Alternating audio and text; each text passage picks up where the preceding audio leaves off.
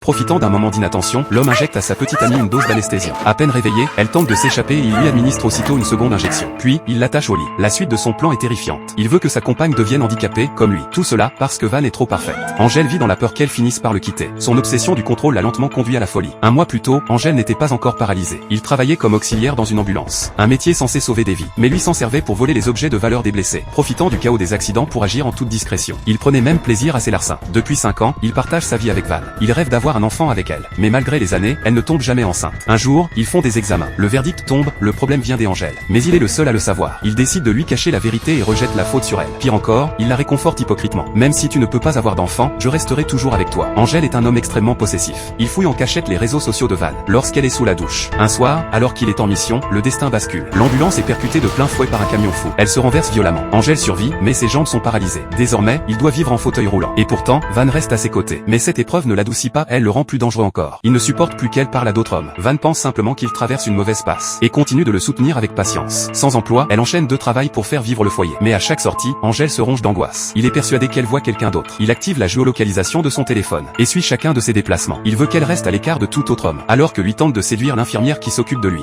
You smell nice.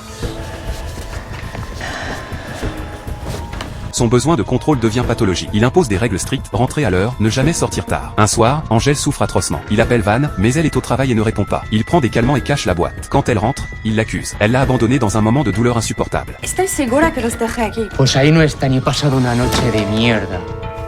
Lo siento, cariño. Il la bombarde de reproches. Et elle, désemparée, s'excuse sans relâche. Mais il n'en a jamais assez. Il continue d'accuser, encore et encore. Le lendemain, en rentrant du travail, Van caresse gentiment un petit chien du voisin. Angèle explose de jalousie. Il enfonce une aiguille dans un morceau de viande, et l'offre au chien. À ses yeux, toute créature qui détourne Van de lui mérite de disparaître. Il ne se contente plus de la surveiller. Il veut contrôler chaque détail de sa vie. Il achète un logiciel espion sur internet, et profite d'un moment où Van est sous la douche, pour l'installer discrètement sur son téléphone. Désormais, il peut écouter ce qui se passe autour d'elle, et activer la caméra à distance pour voir avec qui elle est. Cet amour dévorant n'en est plus un. Il est devenu poison. Un amour fondé sur la peur, la paranoïa, la domination. Et c'est cette obsession malsaine qui précipitera leur histoire dans le chaos.